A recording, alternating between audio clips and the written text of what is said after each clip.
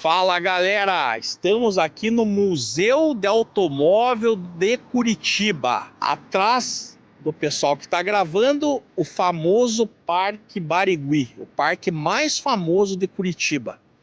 Estamos aqui diante desse Carmanguia no mês da Volksfest, no mês que a gente comprou nosso terceiro Volkswagen. Show de bola! Vamos acompanhar esse conteúdo juntos.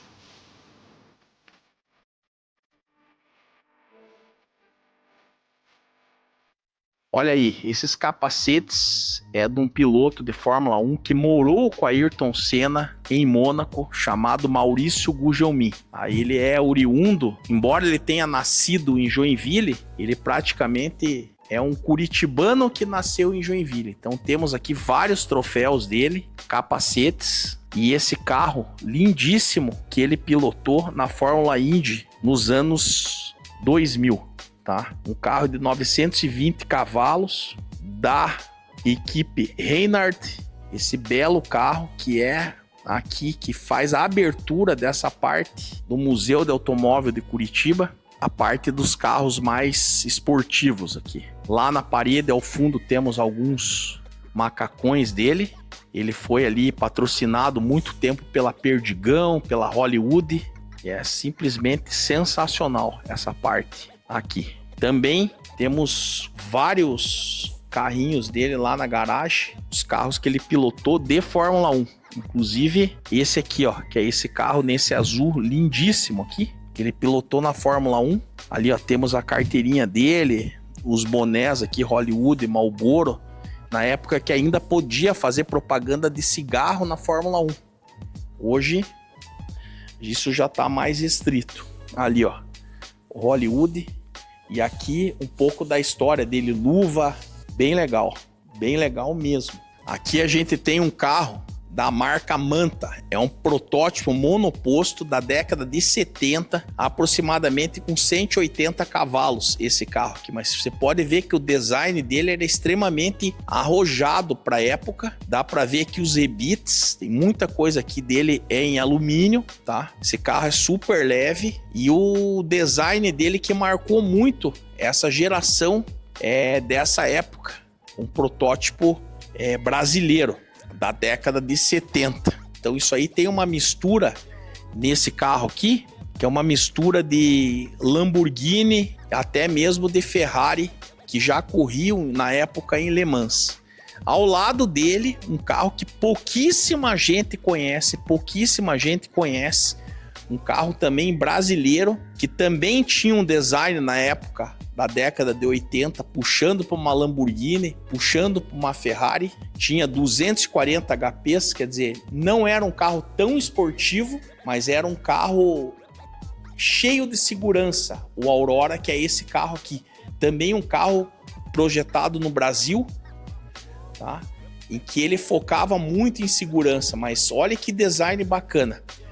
Não era um carro tão rápido e era um carro custo-benefício legal, porque 240 cavalos não era rápido, mas não era devagar. Ele já era muito superior aos carros, vamos dizer, a ar. Já era um carro legal para você curtir uma esportividade, digamos assim, pelo design dele, que também puxa pro design italiano. Aí, o Aurora que a gente viu ali, na época ele chegou a concorrer, ou digamos assim, vir superior ao Puma, porque o Puma ele era de fibra, era um carro também esportivo, porém ele não tinha a cavalaria e a dirigibilidade hoje de um carro esportivo, embora o design seja de um carro esportivo. Também o Puma é um carro brasileiro, é um carro que eu desejo ter na garagem, porque é um carro extremamente desenvolvido no Brasil, é uma paixão brasileira e que muita gente levou para fora do país. Aqui eu vou passar rapidinho, um Miura também, que todo mundo batia o olho, eu me lembro na minha época de menino, pô, um Miura na rua, quando passava um Miura, especialmente pelos faróis escamoteáveis. Então isso era muito diferente, porque você não via a Ferrari, mas você via a Miura, né? Aqui temos um Fuscão customizado, como os nossos da garagem. Aqui um Gol GTS, um ícone dos anos 90. Ainda, se eu fosse falar o que eu queria na garagem hoje, um Opala e um Gol GTS ou GTI, que é parecido com esse aqui. Aqui temos um Alfa, o famoso Alfa inquebrável. Esse carro era inquebrável, segundo o pessoal de São Paulo. Alfa Romeo. Teve um ditado aí de uns colegas na internet, em vários podcasts, que os caras faziam força para quebrar esse carro e não quebrava. Aqui o famoso Opalão, né? Um carro que na época foi uma revolução, né? Ele era um carro extremamente rápido para a época, tanto é que ele ficou anos, o Stock Car brasileiro andou de Opala. Aqui um outro Fusca, sensacional. Aqui o famoso Jeep Willys. Willys, para quem não conhece, para quem é muito novo, fala de Jeep, que hoje tem o Renegade e tal, começou aqui. O Renegade é esse carro aqui, lá atrás, da mesma marca. Jeep Willys, tá aí. Imagine que esse Willys aqui, embora ele seja um carro para andar no barro, para andar em estrada de chão, ele tem apenas 45 cavalos. Tá? Ele tem menos cavalaria que o Fusca. Como é que pode, né? Aí todo mundo pensa assim, pô, o Willys, cara, um carro de 1954, ele nasceu mais ou menos junto com o Fusca. Loucura, né? A última vez que eu tive aqui foi no encontro de Porsche, que foi feito nesse pátio aqui, no Museu do Automóvel de Curitiba. Aqui na frente temos o Parque Barigui, o maior parque de Curitiba, uma área verde sensacional. Então isso aqui ficou cheio de Porsche. Vou ver se eu acho umas fotos para colocar. E ali dentro tem um carro que vamos ver se tá ali, que é um carro que tem o sobrenome do meu tio, Stutz. E tava todo mundo reunido aqui, era coisas que eu nem sabia do mundo automobilístico. E essa área aqui de Curitiba, esse pedaço de Curitiba é muito lindo, que a gente tá rodeado de verde, por tudo que é lado, árvores lindas, o maior parque de Curitiba, e aqui num lugar tão legal, né, que é o Museu do Automóvel de Curitiba. Vale a pena vir aqui, muito, muito, muito.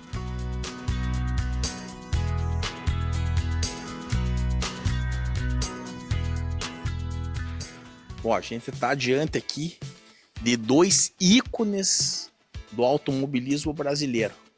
O Willys Interlagos, que não tem nada a ver com o Jeep Willys. O Willys Interlagos, porque a fábrica era o Willys. Então ele é um divisor de água no Brasil, porque ele veio praticamente sendo uma cópia do Alpine Renault europeu. Então quem andava nesse carro pensava que ele estava na Europa, mas ele era um projeto brasileiro, todo em fibra de vidro com motor traseiro. Então, assim, esse carro ele levou o nome Interlagos por causa do Autódromo de Interlagos. E depois teve até corrida de Interlagos. Isso aqui é algo sensacional. Pode ver que o design dele até parece o Puma, mas na verdade é o contrário. O Puma parece ele.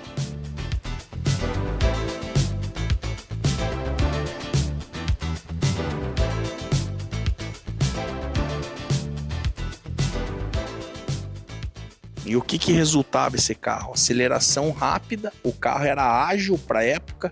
Pense que esses carros são da década de 60, gente. Tá? Então pense num algo extraordinário para a época. Década de 60, um carro já com 60, 70 cavalos aí. De fibra super leve. Olha aqui, ó, aqui nós temos 3 modelos de Puma nas suas diferentes épocas aqui. Temos o Puminha aqui que todo mundo já conhece pelo visual, tá? Que não tem erro. Depois esses outros 2 Pumas aqui, né? O GTB, que já é da década de 80, que já ficou maior. E é isso. Ali, logo atrás ali, ó, temos um Santa Matilde que parece um Puma da década de 80, que é o vermelho. No cantinho, o famoso Gurgel, extraordinário, Gurgel da década de 90, quer dizer, aquele ali é um dos últimos a ser fabricado. E diga-se de passagem, o Gurgel foi o primeiro carro elétrico do Brasil, até foi lançado no programa Silvio Santos. O cara levou para lançar e na época não deu certo. E hoje todo mundo fala de carro elétrico, mas o Gurgel lá atrás já fazia carro elétrico.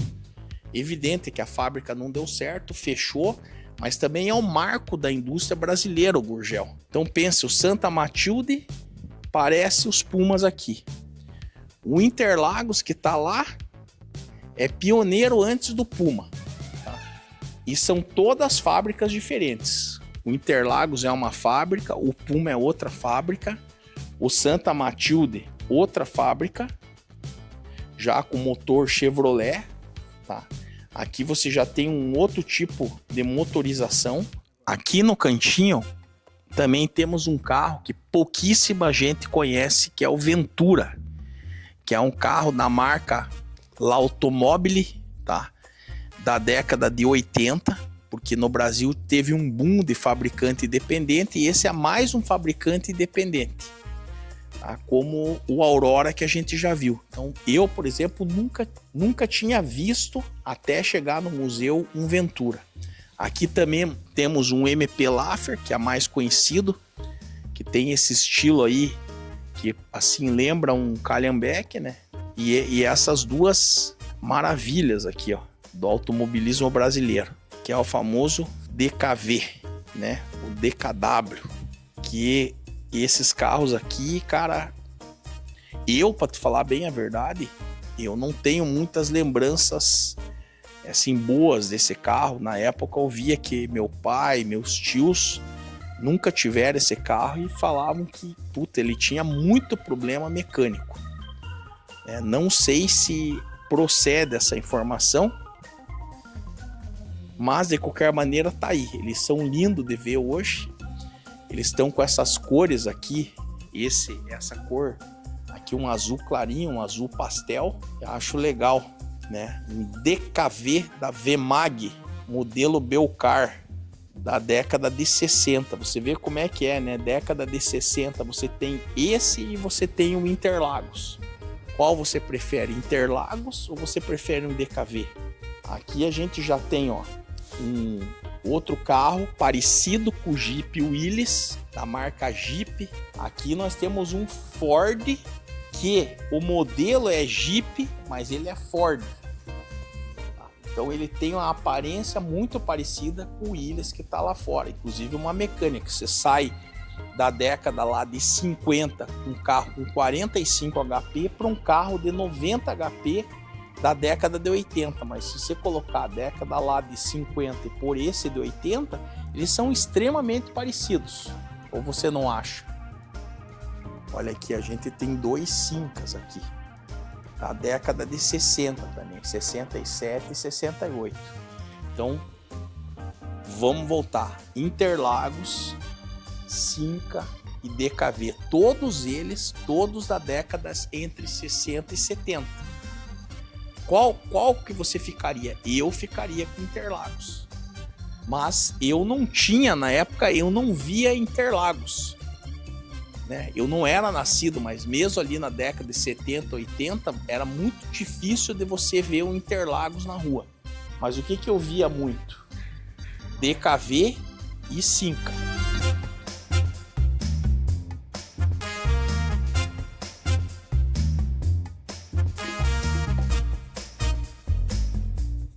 Olha aqui, ó, a gente tá diante desse carro aqui da marca Hudson. Não é uma marca tão conhecida, embora ele seja americano, um carro aproximadamente com 102 cavalos. O que eu achei interessante é o nome do carro, tá? Ele é Super Six Big Boy. Big Boy era o nome de uma locomotiva gigante que tinha na época, na mesma época desse aqui. Talvez seja pela posição lateral e o tamanho do carro. Porque a locomotiva Big Boy era gigante, igual esse carro aí.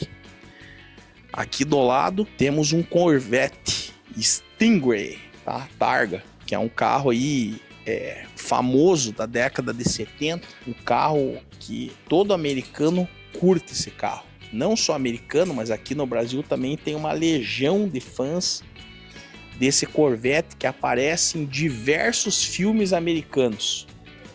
Um carro com 220 cavalos, motor V8, extraordinário esse carro. Todo mundo curte. Aqui a gente tem o mesmo DKV que a gente viu lá, só que esse aqui é fabricado na Alemanha e aqueles lá no Brasil. O design é simplesmente o mesmo.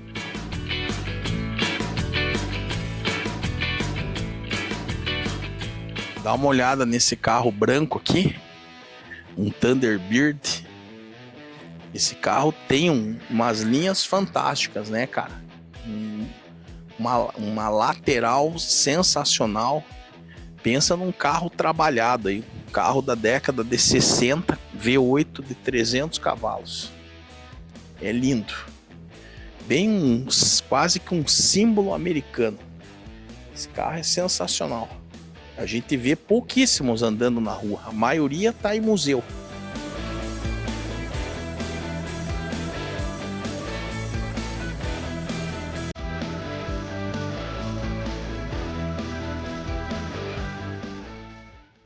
Veja, aqui a gente tá agora num salão com vários e vários carros antigos, que vale a pena a gente olhar carro por carro, só que eu não vou comentar porque não é muito a minha praia. O meu gosto é mais pelos carros da década de 80, alguns da década de 60, e eu puxo um pouco o meu gosto para carro esportivo.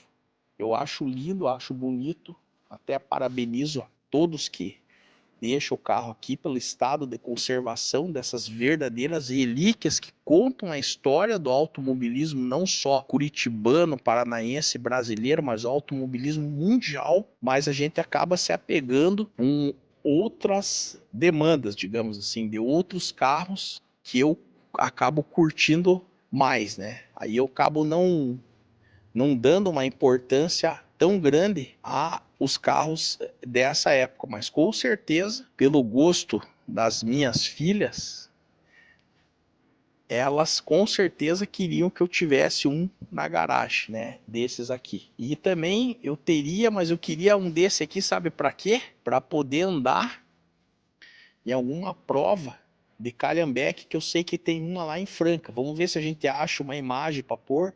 Tem uma corrida de Calhambeque no interior de São Paulo, na cidade de Franca. Até o Nelson Piquet vai correr, ele preparou um carro, né? Eles chamam corrida de Calhambeques. Mas, né? Enfim, vale a pena a gente colocar aí para mostrar essa curiosidade. Eu não tô achando o Stutz, tá? Que é o carro que eu falei, mas nós vamos procurar. Vem aqui, ó, que legal. Temos aqui, ó, esse Ford T com a propaganda do Mate Leão, que a Coca-Cola acabou comprando, mas o Mate Leão é originário aqui de Curitiba. Ficava lá próximo da rodoviária, a fábrica da Mate Leão, que se mudou lá para a Fazenda Rio Grande. Então, mais um relato aí para quem não sabe dessa curiosidade. Como o Elma Chips. O Elma Chips ficava lá no Boqueirão, na rua Cascavel, que depois a PepsiCo comprou. Então, para quem curte aí Doritos, Fandangos, Cheetos, tudo isso é originário aqui de Curitiba também.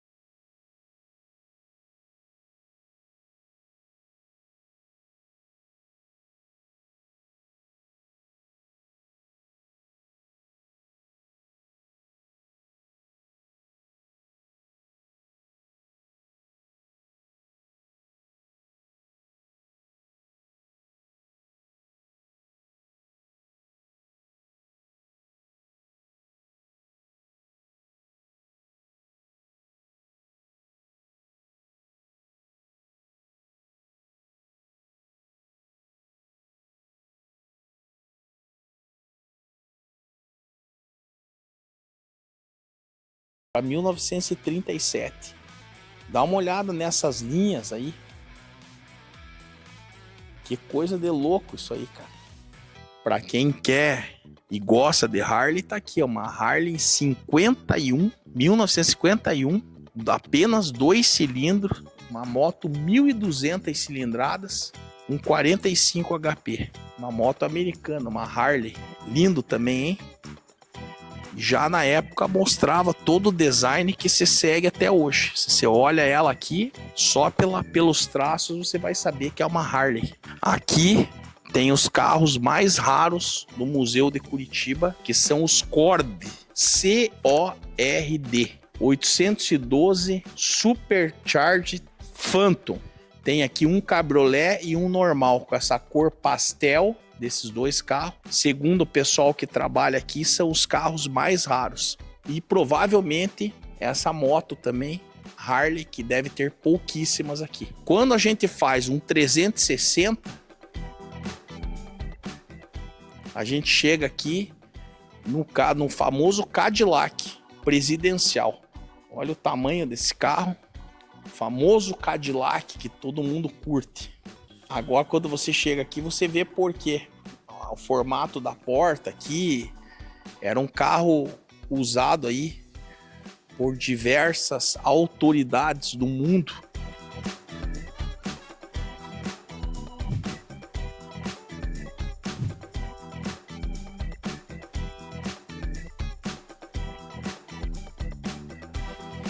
Cara, isso daí. Estamos nos despedindo aqui do Museu de Curitiba, minha cidade do coração, Museu do Automóvel. Venha, se você é de Curitiba, venha aqui, clique aí, siga meu canal para a gente continuar produzindo um conteúdo aí bem legal para vocês. Valeu!